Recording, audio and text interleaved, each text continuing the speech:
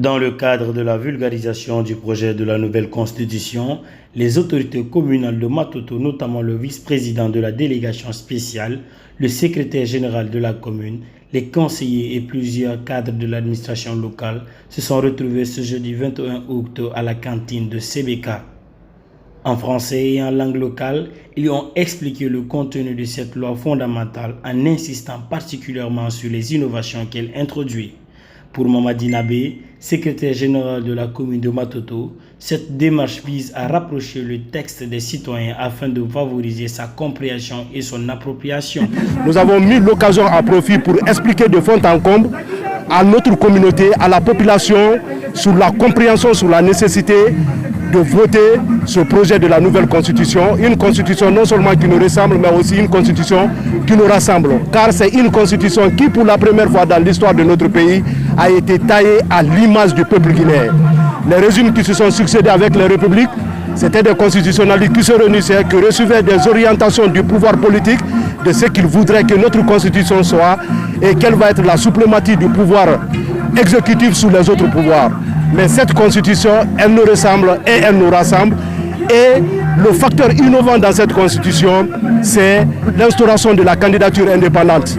Les jeunes n'ont plus besoin de faire de plaidoyer pour être acceptés à 30% sur une liste où les femmes. Il suffit juste qu'elles s'organisent et paf, ils ont la représentation même et peuvent plugger le poste de la présidence de la République.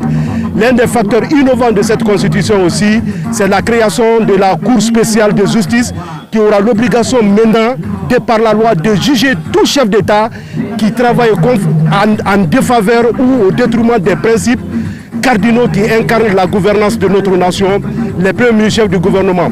L'un des facteurs innovants de cette constitution, c'est aussi l'ouverture d'une seconde chambre à l'Assemblée nationale qu'on appelle le Sénat.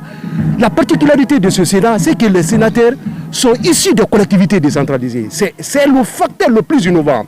Et être sénateur ne veut pas dire qu'il faut savoir lire et écrire. Il faut avoir une certaine autorité morale, être écouté, être à l'écoute de la population et que tu fasses le choix de cette population. L'une des innovations aussi, c'est que le président de la République ne peut plus nommer à d'autres fonctions civilo-militaires sans que les sénateurs soient consultés et qu'ils donnent leur avis. Ça peut être un imam, ça peut être un religieux, ça peut être une femme balleuse ou ça peut être une femme battante dans sa localité qui est sénateur. Et en cas de vacance de pouvoir ou d'indisponibilité du président de la République, ce n'est plus le président de l'Assemblée nationale qui assume l'intérim jusqu'à l'organisation des élections. C'est le président du Sénat. Ce président du Sénat peut être le plus grand imam ou le plus grand archevêque de la République de Guinée.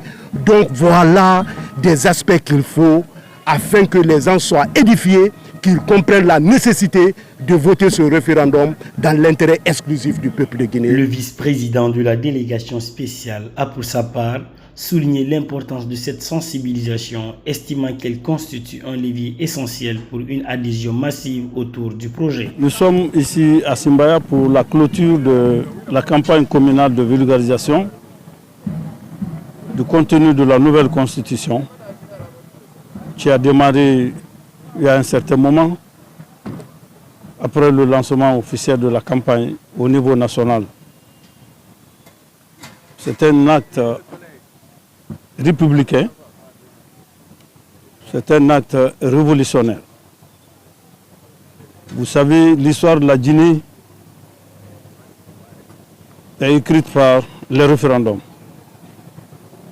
Le référendum fondateur de notre nation et de notre République, celui du 28 septembre 1950, nous donne encore l'occasion cette année pour le peuple révolutionnaire de Guinée, avec son président révolutionnaire, pour dire encore oui à une constitution qui va asseoir le développement de notre nation, l'unité de notre nation, la refondation de notre nation. De leur côté, les chefs de quartier et autres autorités locales se sont engagés à relayer le message dans leurs différentes localités afin d'élargir la portée de cette campagne de vulgarisation. La nouvelle constitution qui est vulgarisée aujourd'hui, ça y va dans l'intérêt de la population guinéenne. Parce que je suis guinéenne, depuis que je suis né, c'est la meilleure constitution de ma vie. Et franchement, là je vous le rassure, On avait déjà commencé et dès aujourd'hui encore, nous allons commencer jusqu'à la fin de la campagne le 27 septembre, Inch'Allah. À travers cette initiative, la commune de Matoto exprime clairement sa volonté de mobiliser les citoyens en faveur d'un vote massif pour le oui lors du référendum prévu le 21 septembre prochain.